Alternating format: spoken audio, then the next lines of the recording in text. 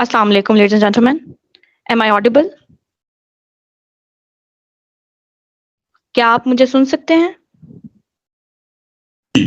You are audible. We are listening you.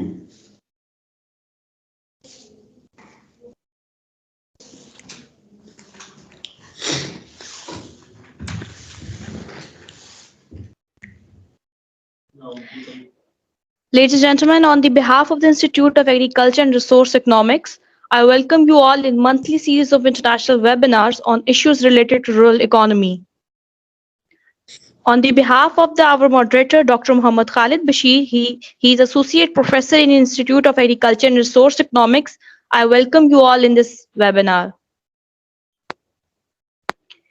Ladies and gentlemen, our today's guest is Dr. Asghar Ali.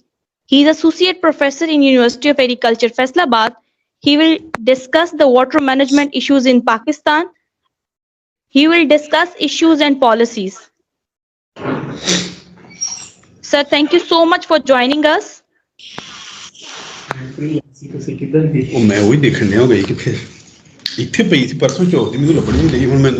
kindly mute yourself, please. Okay, thank you very much.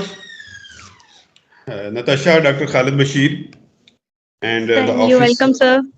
Yes, ORIC, thank you very Sir, much. we are really sorry for technical issues. Okay, no problem.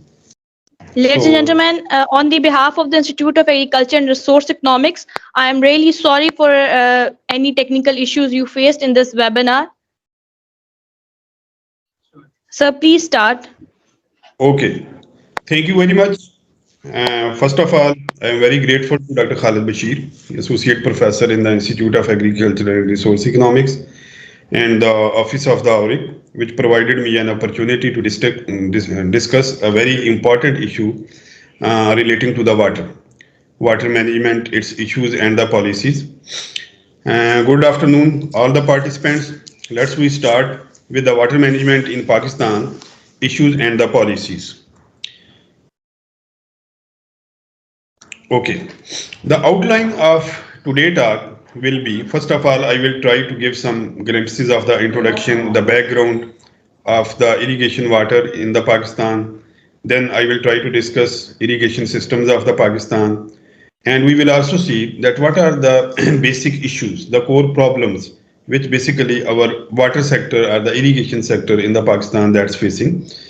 And at the same time, after that, the government of Pakistan formulated and devised a national water policy in 2018. That's a very comprehensive policy, but I will try to give a quick preview of that policy.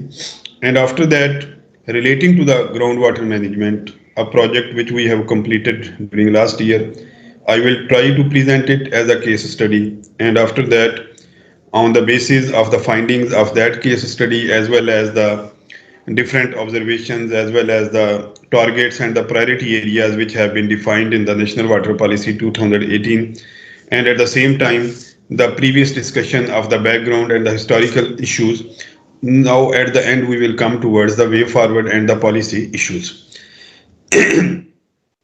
So, as you all know, that the rural communities, especially the farmers, they are dependent directly or indirectly on agricultural operations for their livelihood and their economic stability that is supported by abundant water resources in the basins.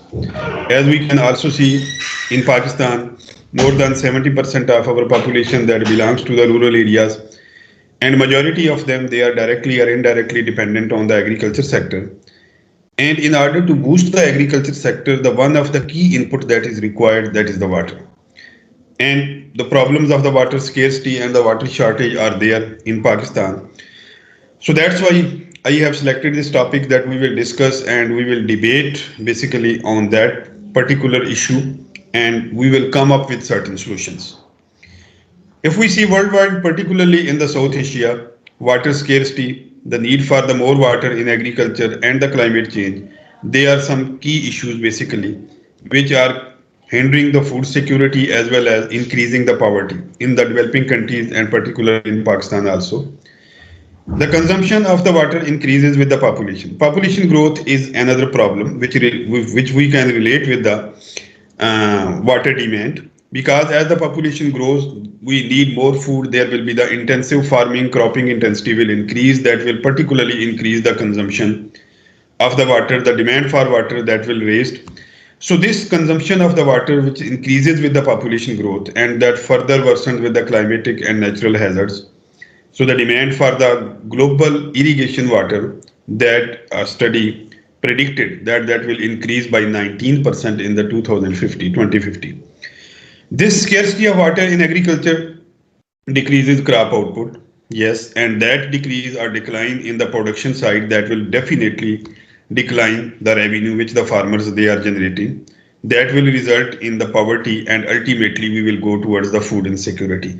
So it means that all these particular issues like the food security, like the high prevalence of the power, like the low livelihood, all these basically related indirectly back to the water, because when there is a more water, when there is a good quality of the water, our agricultural crops that will grow more, we will generate the more revenue, and that will basically lessen the poverty, and ultimately we will sustain and we will ensure our the food security.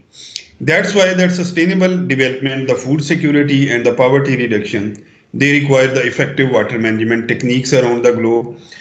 And it is critical for the food security that adequate and timely irrigation water be available for sustainable agricultural output.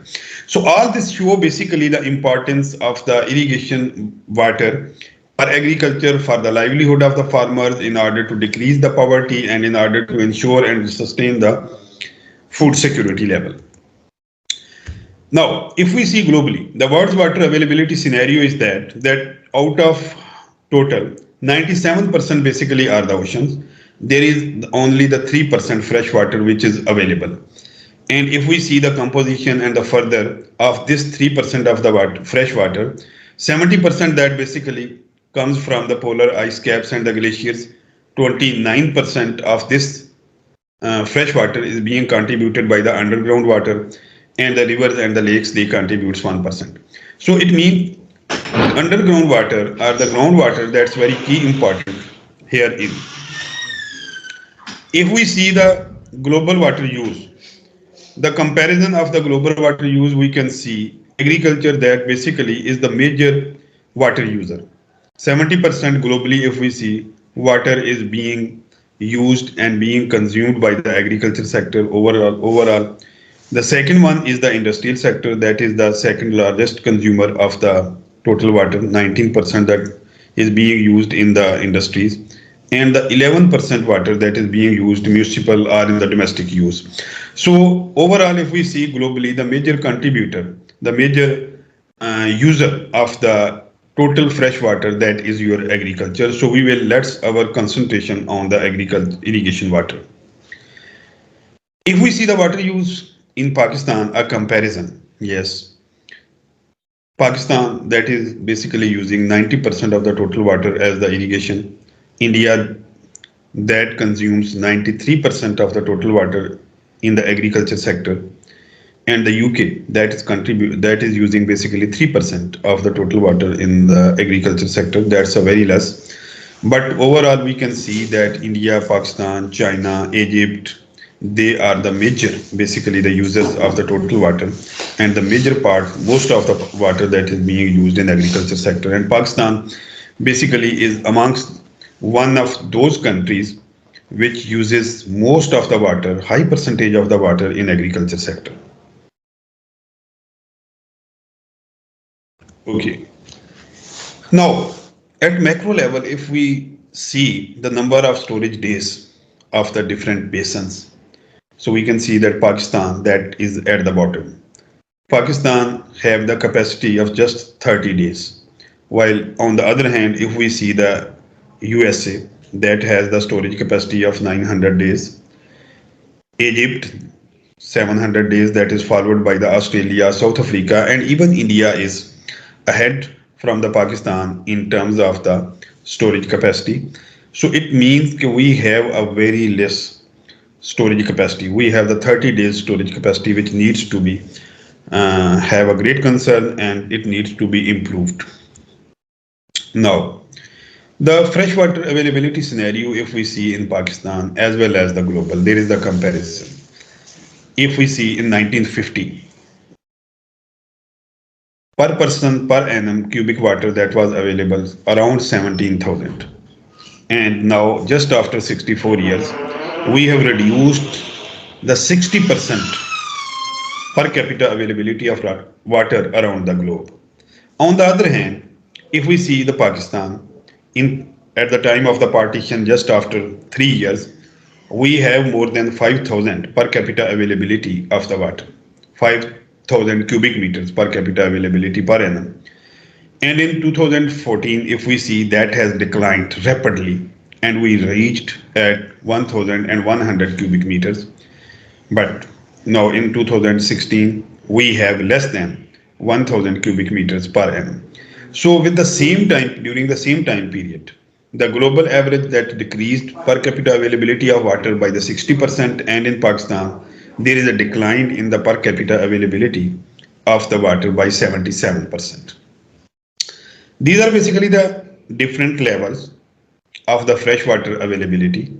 First one is the water shortage, yes.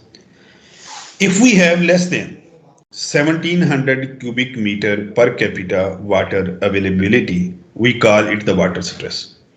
And when this figure reached less than 1000 cubic meter per capita, we call it the water scarce. And if we further move less than 500 cubic meter per capita availability of water, we call it the water insecurity.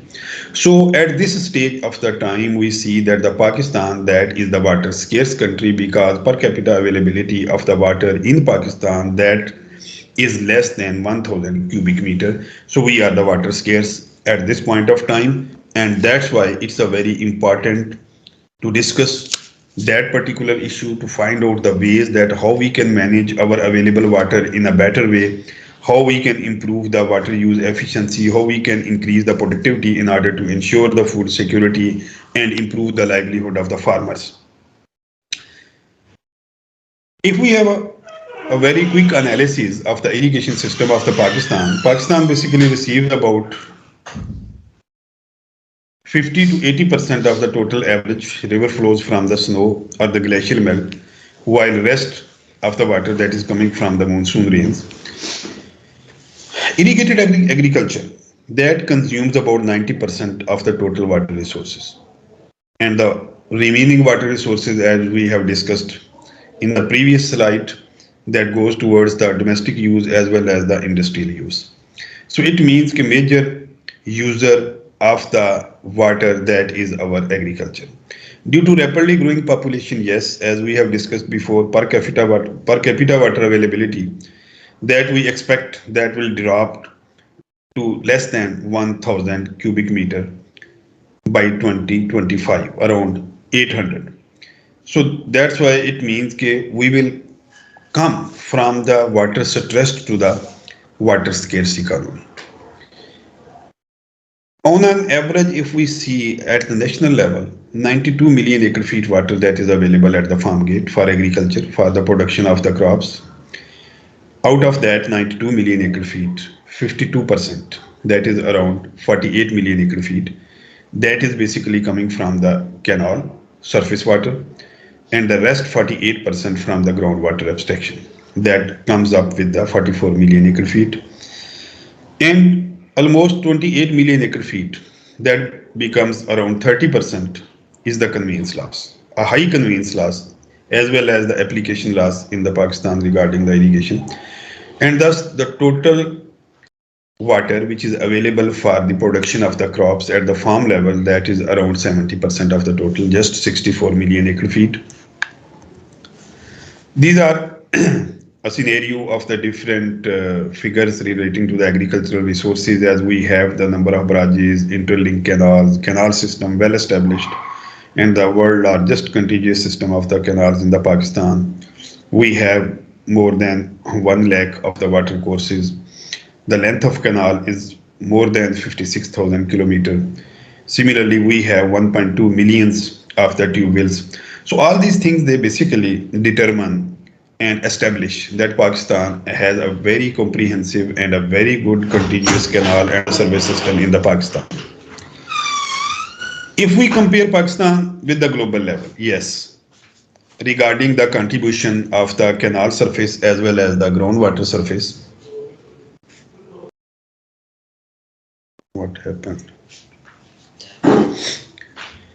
So globally, the share of the groundwater in the total water use that is around 32%, while 60% is the canal surface water share. And when we compare these figures with the Pakistan, in Pakistan, around half uh, is the share of the groundwater as well as half is the canal. A very little bit, a minor difference. 48% is being irrigated by the groundwater, and the 52% that is irrigated by. Yes, this is the canal water diversion versus population growth. Important graph which shows that over the time the population growth in Pakistan is very high.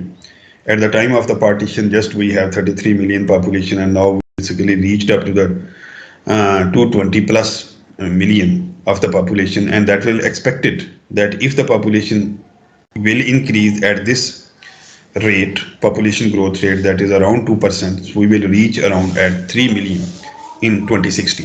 So it means that this huge population growth rate that will demand more water in the future. Per capita, due to this high population growth rate and at the same time due to the poor management and less of the surface water availability, the per capita water availability that declined over the time. At the time of the partition, just in 1950, we have more than 5,000 cubic meter per capita water available, and now we are below 1,000. So it means that both sides, on one side our population is growing at a rapid speed, and on the other hand we have not managed our surface water in a good way. So due to this poor management as well as due to this high population growth rate, we can see that the per capita availability is declining day by day in the Pakistan, and we are now come in the phase of the water scarce countries. After have this little bit background and the certain statistics and the figures regarding the surface water as well as the comparison of this irrigation water availability, its different components with the rest of the world, now we come towards the core issues in the agriculture system of the Pakistan. Yes, these are very important and the very significant problems which need to be addressed basically. If we see the major attributes of the Pakistan's irrigation system, we are among the 15th most water scarce countries. We are the fourth highest user of the water rate. Lower storage capacity is very at the lowest phase. We are basically doing the very water intensive agriculture. We are growing and cultivating the crops which need the high delta of the water. In terms of the water use efficiency and the water use productivity, basically we are again at the lower side. Conveyance losses as well as the application losses are very high in the Pakistan, and we are treating only 2% of the total sewerage or the effluent water. Groundwater, due to the excessive use of the chemical fertilizers and the salt accumulation and the excessive extraction, pesticide use and the insecticide use, our groundwater quality that is deteriorating day by day. And there is also the over pumping and the high extraction rate, that the water table basically is continuously depleting.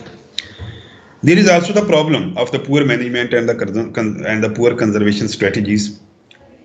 There is also the violation of the Inter-Water Treaty and water stress to water scare to water security. We are basically moving towards the water insecurity, which is very dangerous for our economy, and we will have to think about that. Now, separately, I categorize some of the key issues in the surface irrigation system. Then we will see that what are the basic issues in our groundwater. If we have the analysis of the surface water irrigation system of Pakistan, so we can see that the cost recovery that is very poor. O&M, operation and the maintenance, that's also very weak. We have the low efficiency in the delivery system. Inequity in water distribution has also been observed. And in terms of the management, there is a weak groundwater management, lack of farmers' participation in the decision making. We are not involving the main stakeholder, that is the farmer, in the decision making process regarding the policy formulation and its implementations about irrigation. And low Abhyana rate. Abhyana rate are the water charges, that is also very low, and its collection is also very low. That's if we see the operational expenditure versus revenue collection, which we have discussed, that is the major problem. Low Abhyana rate collection, poor cost recovery. So we can see here that our operational expenditures, they are very high, and at the same time our revenue collection is very poor. So there is a high gap between the revenue collection and the operational expenditure. So this gap needs to be bridged. How that basically needs certain policies, that either we can have increase the water use efficiency, how we can manage our canal system, our water course system, our surface irrigation, and at the same time can we increase the Abhyana rate, which is sometimes become the political factor, but it should be. Now we can see here that how the Abhyana rate increased over the time regarding to the produce equivalence. Yes, in 1965 we can say that 1 acre Abhyana, which we basically collecting from the farmer, that was equal to 24 kg of the wheat. But over the time, now the Abhyana which we are collecting from the farmer, that is just equal to the 2 kg of the wheat. Same is the case with the rice, with the cotton, as well as the sugarcane. Over the time, the Abhyana rate that has not increased so much.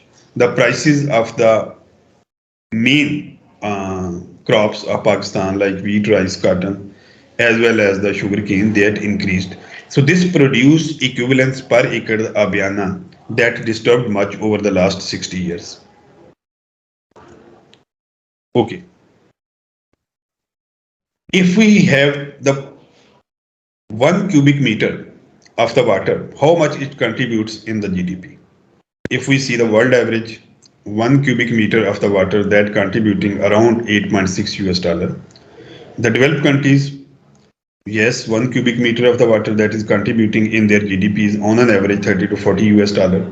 But in Pakistan, we can see that just 1 cubic meter of the water in Pakistan that is contributing just 0.34 US dollar. So that's in this statistics, and in this comparison, we are also at the bottom very low. We will have to increase that. And when we see the low per capita water storage, in America, we can see that the per person cubic meter availability, that is 6,000, more than 6,000. And in Australia, yes, per person cubic meter availability, that is 5,000. And again we can see that in Pakistan that is just 132 cubic meter per person availability. Okay, issues are groundwater are also there in Pakistan, as we have seen certain issues in the surface water availability. In the groundwater, the main problem is the absence of the regulated groundwater markets regarding the price of the groundwater, regarding the marketing, buying, and the purchasing. There is no rules and the regulation. Continuous depletion of the water table is there. Deterioration in the water quality. With the passage of time, definitely water table is going down, and the fuel prices, they are increasing, due to which there is the high extraction cost. Lack of regulations in installing the tube well. Yes, at one point of time, if I have installed the tube well in 1 acre, my neighbor can also install. There is no regulation that how much distance you should have while installing of any tube well, and at the same time increasing the groundwater extraction, because the surface water availability that is basically decreasing, and at the same time our agriculture that is being intensive, cropping intensity is increasing. Thus we basically meet this bridge and from the availability of the groundwater by extracting more of the groundwater. Over the time, we can see that the groundwater use here, over the time, the total water which is being used for the agriculture that increase, and at the same time, we can say that the figures of the 1960 and up to 2015 So over the time, there is a high increase in the groundwater use. If we see the future scenario, water scenario, yes, at the present time we have 227 million population. If this population growth rate will persist, it is expected that in the 2050 we will have the 312 millions of the population, and that increased population will definitely increase the demand for the food, for energy, for the water. So let's, if we concentrate on the water in 2050, during the next 30 years, yes, we will need more 60 million acre feet of the water for our agriculture sector. So just as I have told, already told you in the first slide in the contents that national water policy, we will have a very quick preview in the national water policy. Just I have taken the two main areas which have been presented in the national water policy, strategic priority areas as well as the targets which that policy wants to be met in the coming future. So this national water policy identified the various strategic priority areas and the recommendation. First is the conservation and the efficiency. Around 30% of the canal water that is being lost during the conveys up to the farm gate, at least if one third of it can be saved by the water course lining. If we see the storage, that is also a very strategic priority area of the national water policy, and that takes storage of the surplus water as the key instrument for dealing with the adverse impact of the climate change. Leveraging technology, yes, national water policy that encouraged adoption of the new technologies like seawater utilization, water recycling, the use of the remote sensing, etc., for preparing of the inventory of the water resources, continuous and the very strict monitoring of the water delivery system, as well as we have the strategy in that national water policy regarding the renewable energy, hydropower energy through the large, medium, and the small dams, in addition to storage, shifting of the large percentage of the tubes to the solar energy, especially in the areas where the water table is not very high, sorry, is not very low. Integrated water resource management, protecting interests of all upstream and the downstream stakeholders. That is very key important. Then we can enhance the life of the water reservoirs through the protection of the water sheds and the catchment areas, strengthening the institutional and the management capacity at all levels. Comprehensive regulatory framework is also the need of the time. That is our very important and a significant priority area in which the efficient and the sustainable utilization of the groundwater is necessary, and at the same time the water for the industrial uses and the water waste management need also certain consultation. There are certain targets which have been set in the national water policy through the implementation of the framework from the 2021 to 26, in which they emphasized that there can be the reduction of the one third of 46 million acre feet conveyance losses just by water course lining. We can increase the storage capacity by 10 million acre feet, including the 6.4 million acre feet of the Amar Basha Dam project. We can increase in the water use efficiency of at least 30% by using the high efficiency irrigation systems and more realistic water pricing policy for the groundwater as well as for the Abhyana rates. Refurbishment of existing irrigation system, real-time monitoring of the river flows by the IRSA, development of a standardized database. These are the targets which will be achieved with the implementation of the points being considered and highlighted in the National Water Policy 2018. Increase in the water sector allocation in the annual budgets that can be strengthened by the research and the building capacity of the water sector institution and the flood management. Now, having all these, I just want very quick in 5 minutes want to present a case study that was basically a research which was conducted under the ACIR funded project in Punjab along the lower Bari Doab Canal during 2016 to 20, and that project was improving the groundwater management to enhance agriculture and the farming livelihoods in the Pakistan. That was funded by the ACIR, and it has, the beauty of this project was that it has so many international as well as the national collaborators. That project have certain aims. The aim of this project was to build the skills, knowledge, and confidence of the researchers, as well as the farmers, farming community, as particularly the youth and relevant government and the non-government agencies.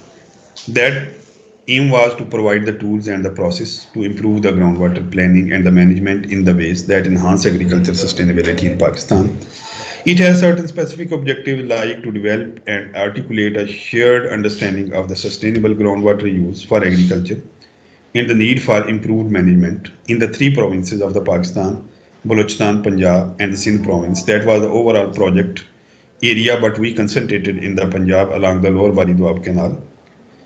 It's also have to develop with collaborating stakeholders in each case study, groundwater management tools that have to be developed and options that have the potential to enhance livelihood of the farming families. And then under this project, to establish the certain stakeholder forums, to involve and engage other government and non-government organizations. So because after the end of this project, post-project, in order to ensure the sustainability, we have basically established two certain stakeholder forums. This particular study under this project, which we have conducted, is that we identified the factors which basically affect the groundwater management. We find out the impact of the groundwater management on agricultural productivity, that if we manage the groundwater in the best way, how that can be basically increase the agricultural productivity as well as the profitability and the livelihood of the farmers. And we have also estimated certain technical and the water use efficiency by the comparisons that the farmers who are basically adopting the water smart agriculture and who are not adopting this, they are the traditional farmers. So what's the difference in the technical and the water use efficiency among those farmers? This was the study area along the lower Bari Doab Canal in the Punjab. We have selected the three districts, Sahiwal, Okada and the Khaniwal. Sampling structure was that we have, as I have told you, that the three districts from this study area along the lower Bari Doab Canal we have selected. One distributary was selected from each district, one are from the Okada, 5 are from the Sahiwal, and 2 are over 10 are that was from the Khaniwal. So overall the three distributaries, 18 water courses and the 30 villages. From each district we have collected 150 data from the 150 farmers, and those farmers basically are those villages they have been selected by conducting the different focus group discussions as well as the PRAs, participatory rural appraisals. We have conducted the participatory rural appraisals as well as the focus group discussions in each district, and then we selected that which one are the basically villages in which certain climate smart agriculture or the water smart agricultural practices they are being experienced.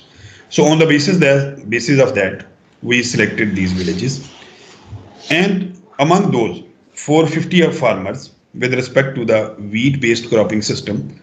If we see the rice wheat system, 150 farmers from the Okada, and among those 150 farmers, 126 farmers are also those who have also cultivated on some portion and the part of their land the maize also. In the Sahiwal, we have selected 150 of the farmers who have the maize wheat system, but among those 48 farmers were those who have also the cotton cultivation. But in Khanewal, all of the farmers they have cultivated the cotton crop. So with this sample size and with the analysis, we come up with the findings of that case study. As you can see that in the rice wheat cropping system, in the maize wheat system, as well as in the cotton wheat system, in all these, the adopters, they have less number and less quantity of the use of the inputs. Just I want to elaborate the rice wheat system, that land preparation numbers that was 9.5, but in the conventional way, the traditional farmers, they are basically having more numbers in the land preparation like plowing, planking, etc. At the same time, the seed rate, which we can see that 52 kg seed, that is the less seed which was used by the adopters, and 59. It means that more seed, the conventional or the traditional farmers, they were using the more seed. At the same time, fertilizer application was also higher in case of the farmers who are basically using the traditional ways, and the adopters of the climate smart agriculture like the laser land levelers they are using. Basically, the adopters means that those farmers we have selected who are using the certified seed, who are basically practicing the laser land leveling, and who are practicing or cultivating their crops on the beds.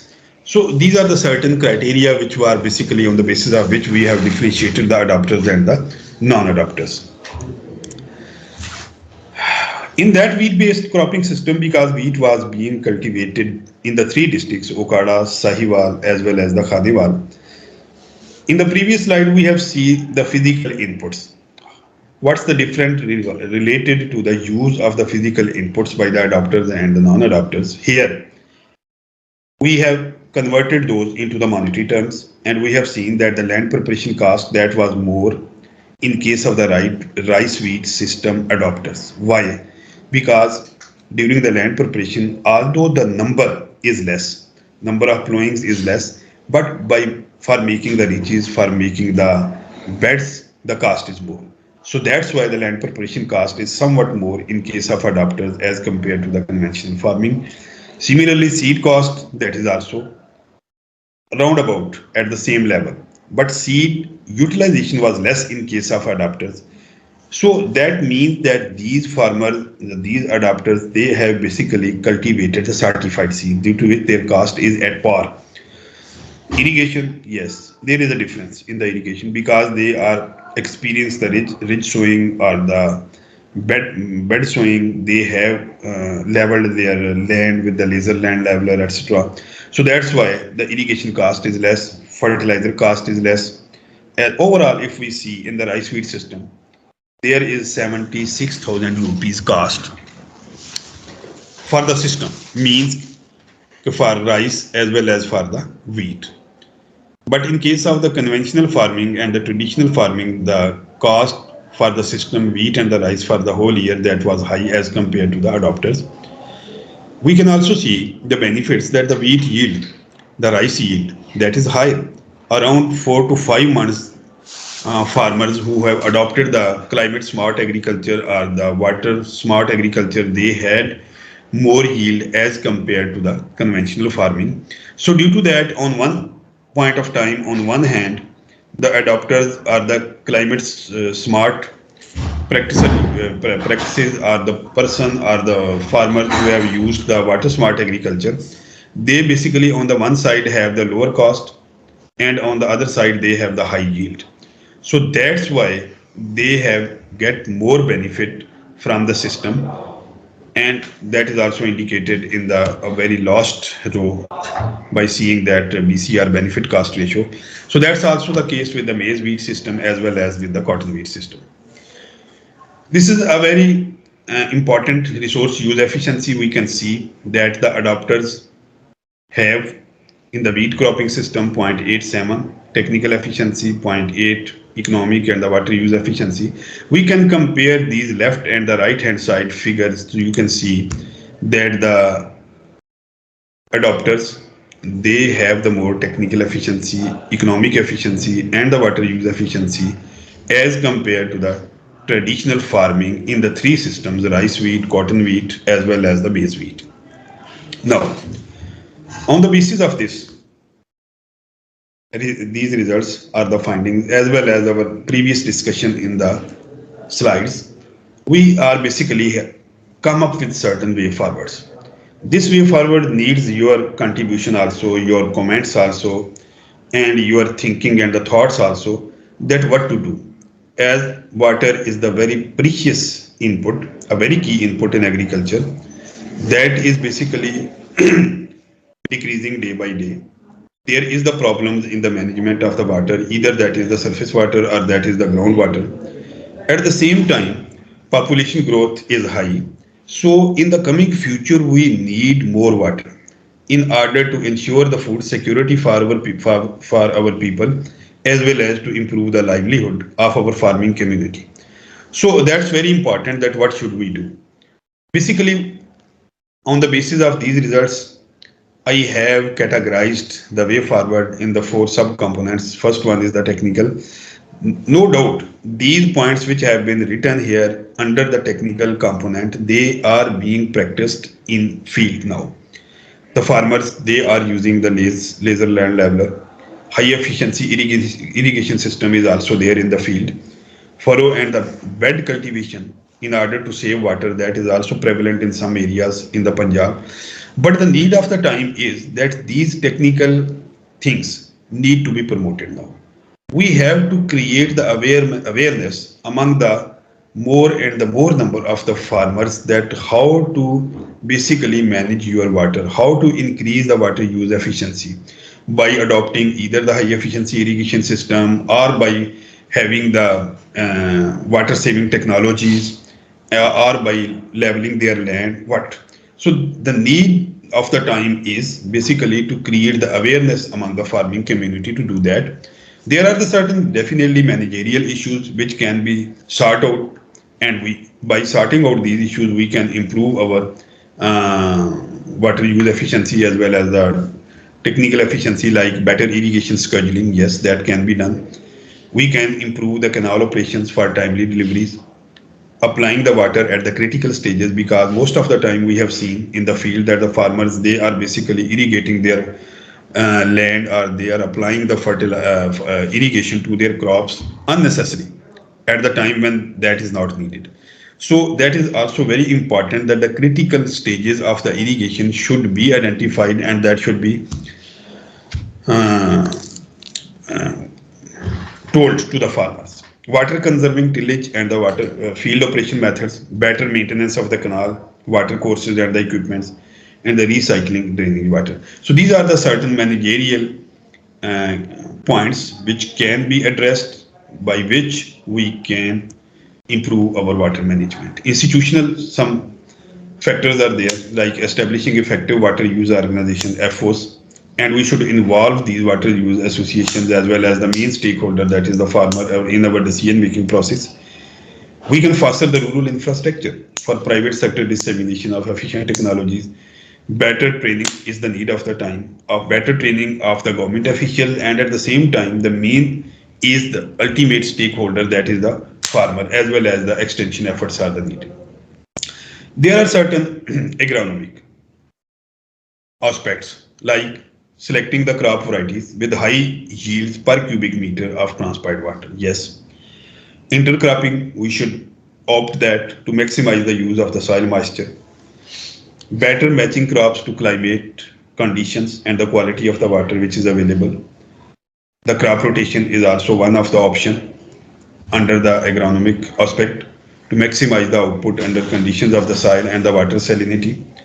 Then we should select the drought tolerant crops where water is scarce or unreliable. Then breeding water efficient crop varieties, yes. Change in the cropping pattern, we should also promote the low delta crops, as under this project we have promoted the moonbeam, that was the low delta crop in the Sahiwal districts, and that was going a very success. So change in the sowing time of the crops. So all these things, basically these are the points which I have highlighted that as the way forward. What should be the mechanism of that?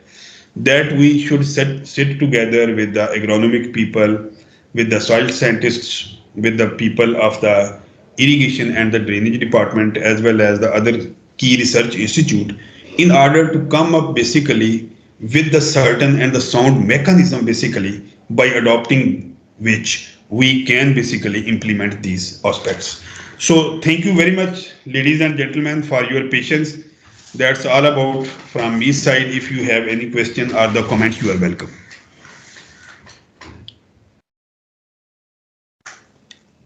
Thank you very much, Dr. Asghar Saab, for your very comprehensive talk. It was basically,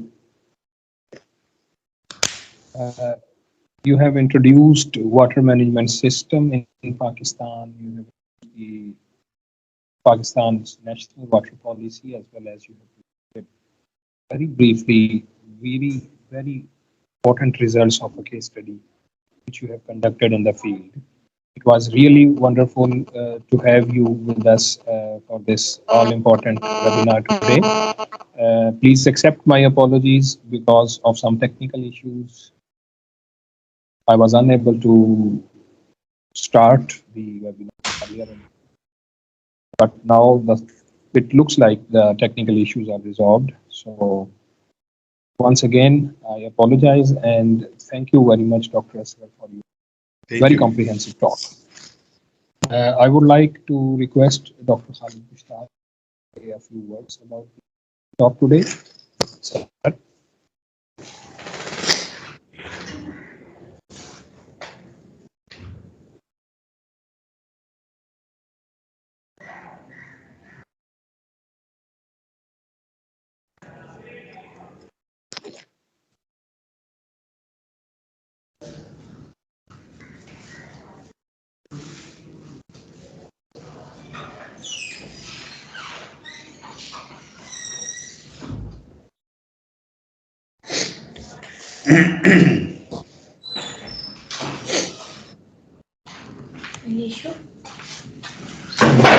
नहीं आपने बोलना है जी doctor साहब अस्सलाम वालेकुम जी वालेकुम अस्सलाम sir Walaikum salam.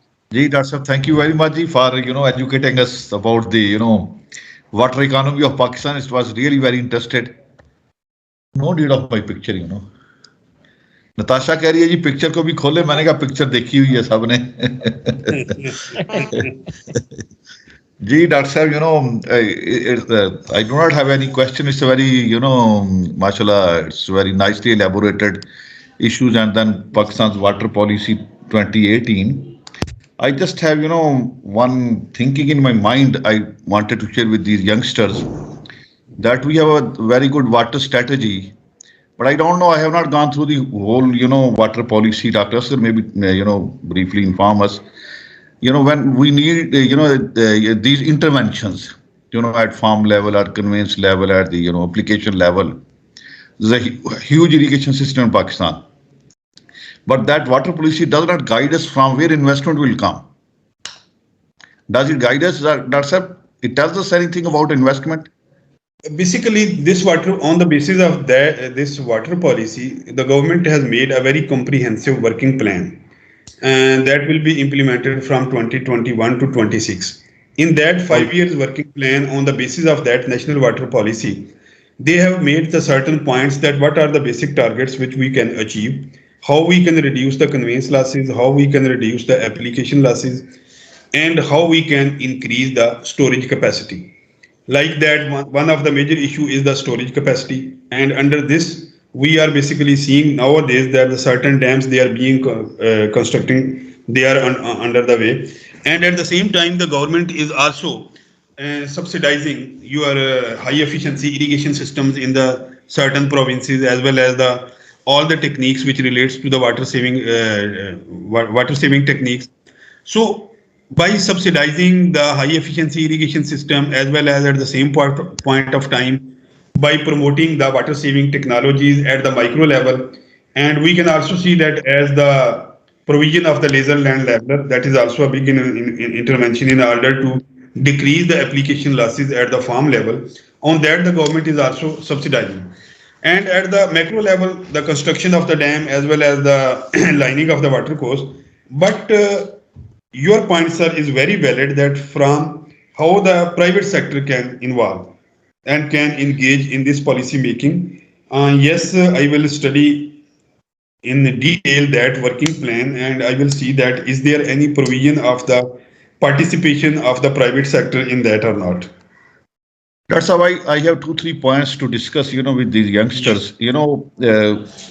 These subsidies we all know, they deteriorate markets, they limit the efficient, allocation of the resources. And as you have presented already that from 23 kg of wheat, it comes to the Abhyana 2 to 3 kg.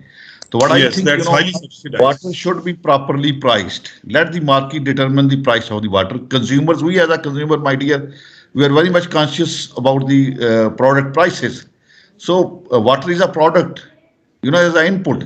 So it should be properly priced. And what I think, that down the distributory, that we should do some experiment that at least distributors should be, outsourced to the third party from the main canal, not main canal, the distributory. At least in one district, we should do that pilot. That distributory should be outsourced to the private sector, and private sector should have to charge the prices of the water utilization for the farming community. That can help us to establish the efficient water markets in our rural economy. That is the one point.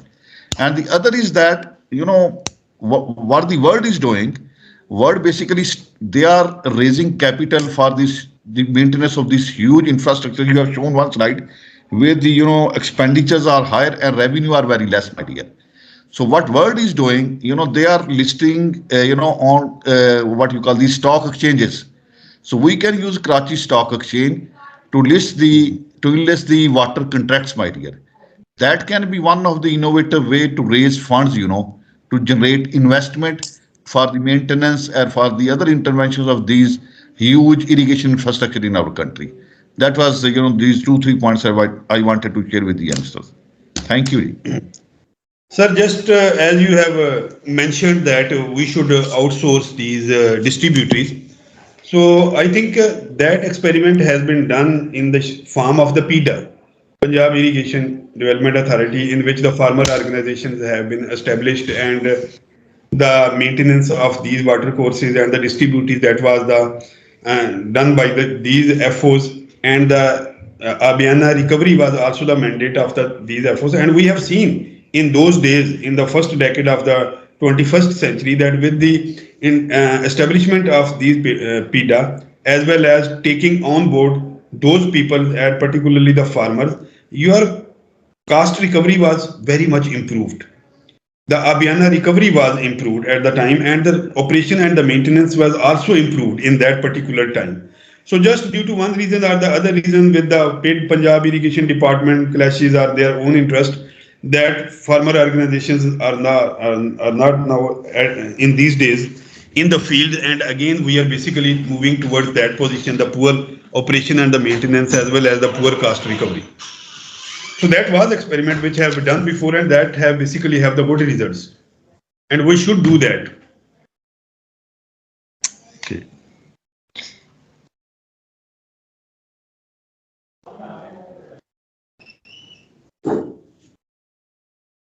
Thank you, Dr. Sir. Thank you. It's over from my side. G, anybody else, please? There is a one raised hand. Please put your question or query. Who is that gentleman?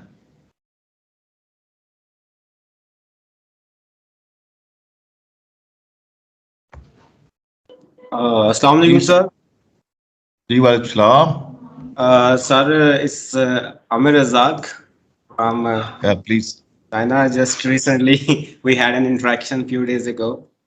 So, first of all, I would like to thank the organizers for this opportunity. And my name is Amir Azghar. I am an alumnus of this wonderful university, University of Agriculture, Faisalabad.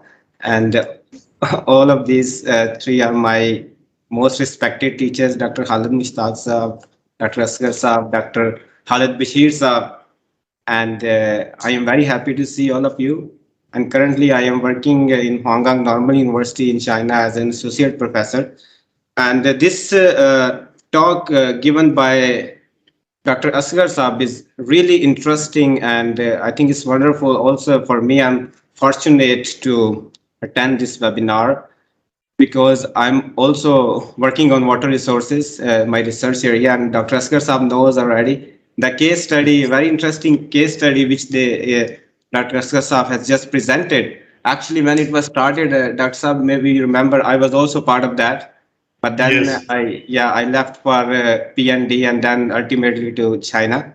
So I just see that you have made a wonderful contribution in this project, and I hope the findings of this study can be a very important policy document, which was the objective in the start. And I think overall your presentation is very comprehensive, and I think you have very beautifully and comprehensively summarized the issues because the webinar is the issues facing the rural economy, right? And this is one of the most important issues. And I would like to congratulate you on this wonderful presentation. Because you are one of the most prominent professionals in the field of agriculture water management at the moment in Punjab and Pakistan. So I would just comment on particularly because my area of research is groundwater markets, and I have done. I'm still continuing my research on that. You mentioned about the water policy, national water policy, which is an important landmark document, and it will serve as a beacon of light for the coming years, at least for a decade. And of course, it has some deficiencies, as Dr. Khalid Saab just pointed out. And with that, I would also like to draw your attention towards another important policy document, which is the Punjab Water Act. Punjab Water Act of 2019. And in that, they have mentioned, because Dr. Saab was mentioning that, you also mentioned that over the time, the water collection, the revenue collection has decreased, unfortunately, and this system is obviously is not economically feasible anymore, the IBIS and all this.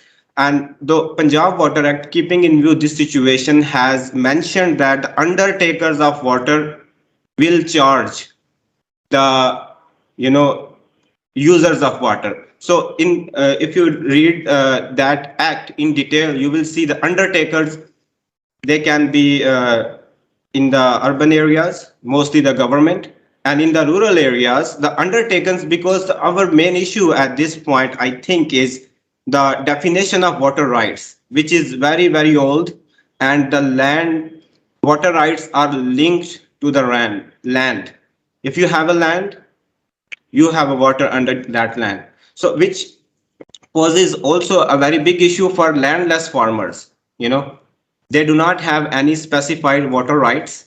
And if we particularly talk about the groundwater markets, the system is rigged in a way that some people are at an advantage, because they have, the more land you have, the more water right you have, right?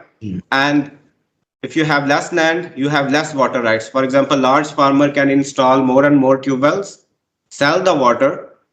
Small farmer, if they have different plots at different places, they have very limited water rights, and they are ultimately dependent on the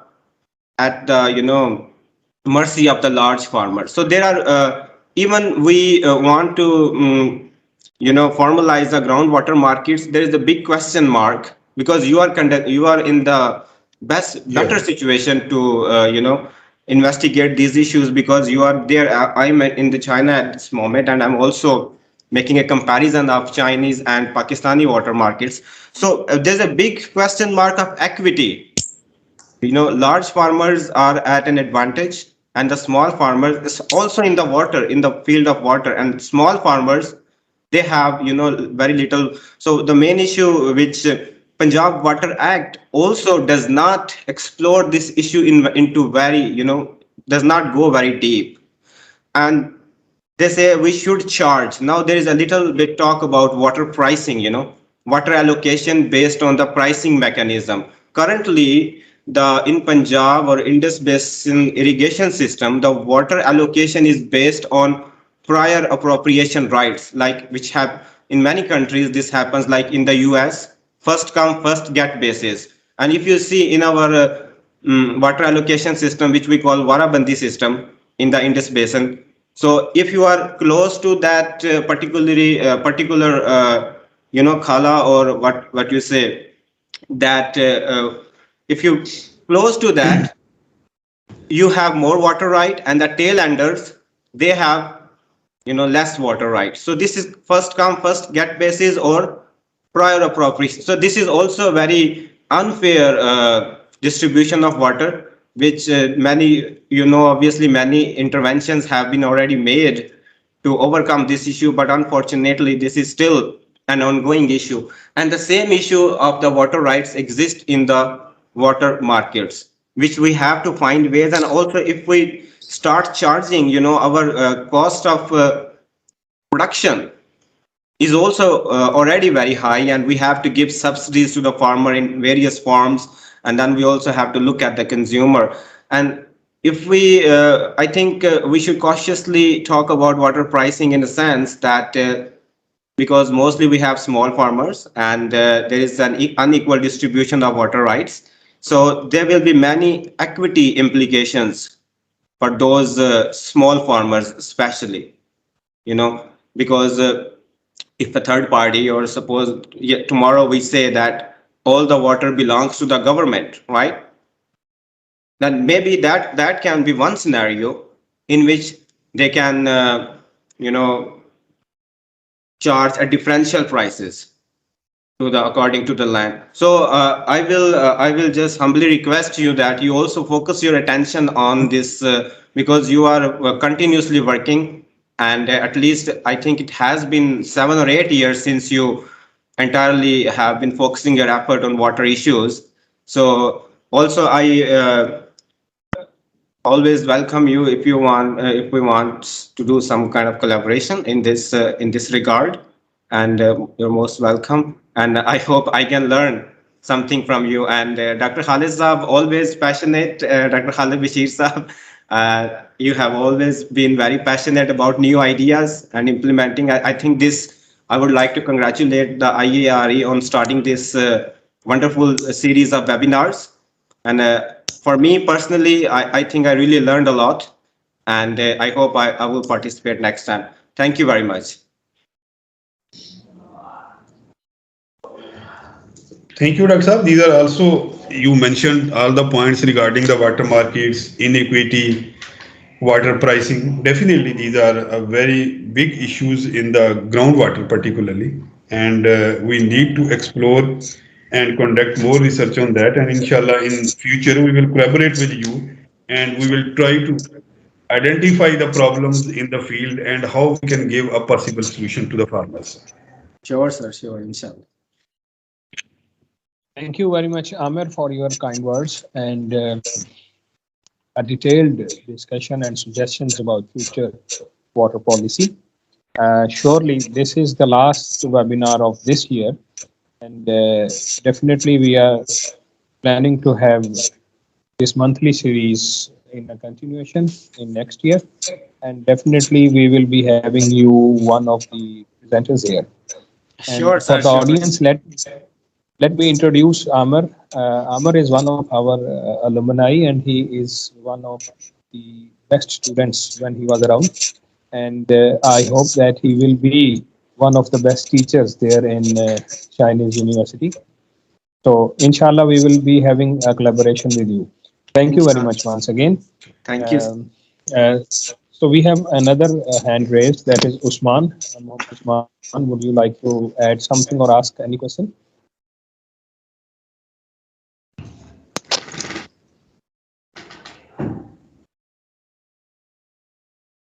Yes, Usman, you can now unmute yourself.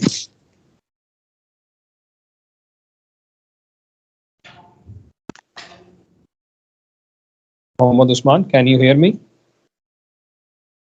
You can unmute yourself now.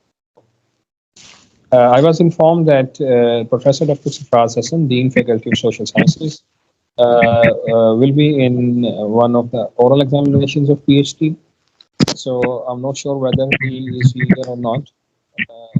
If you are there, sir, you can add something. Sir, my question Yes, is, Usman, sir, are go you ahead. listening? Yes, go ahead. Sir, my question is that in Pakistan, population is growing at geometric rate. On the other hand, the rate of food production is increasing at arithmetic rate.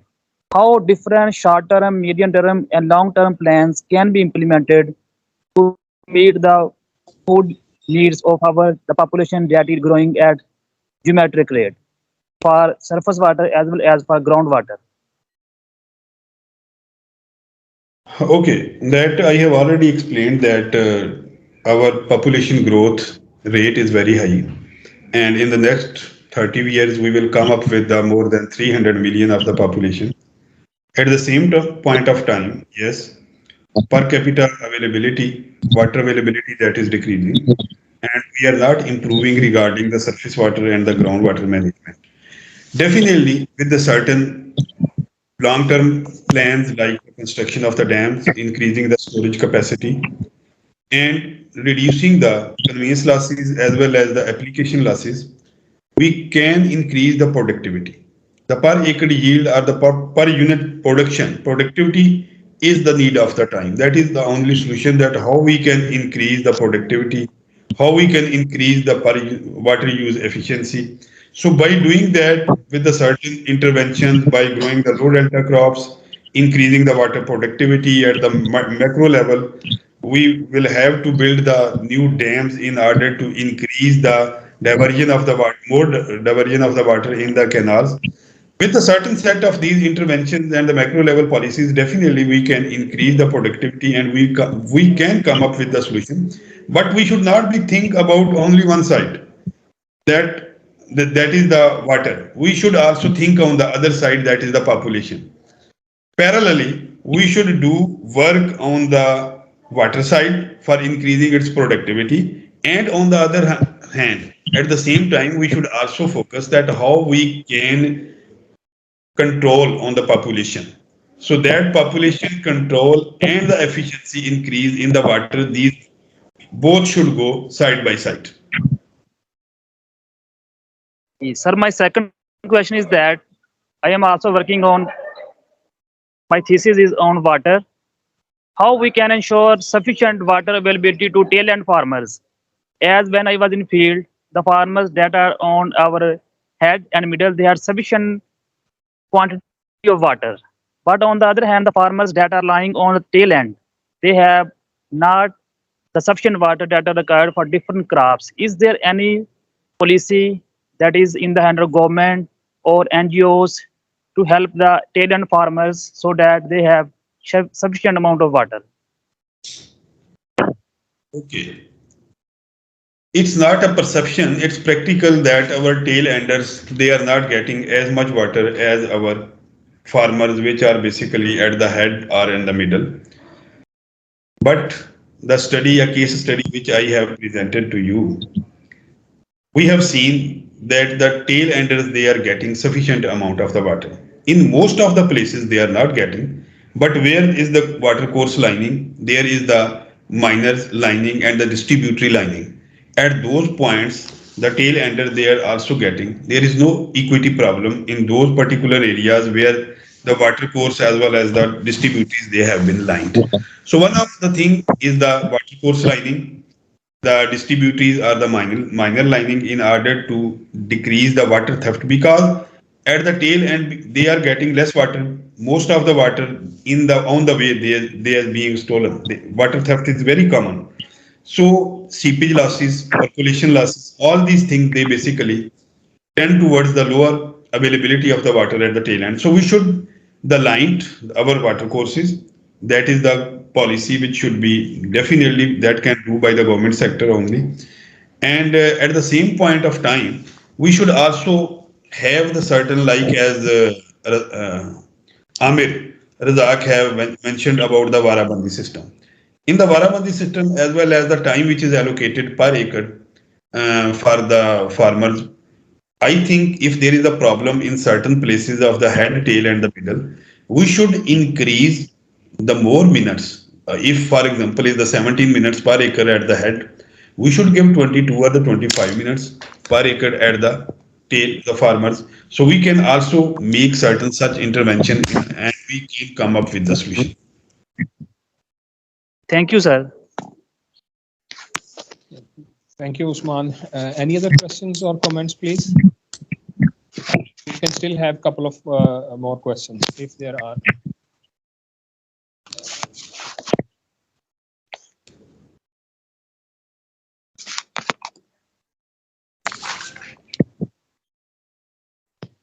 In case if there is no question, then I would like to thank all of you be a part of this international series of webinars hosted by IARE and ORIC University.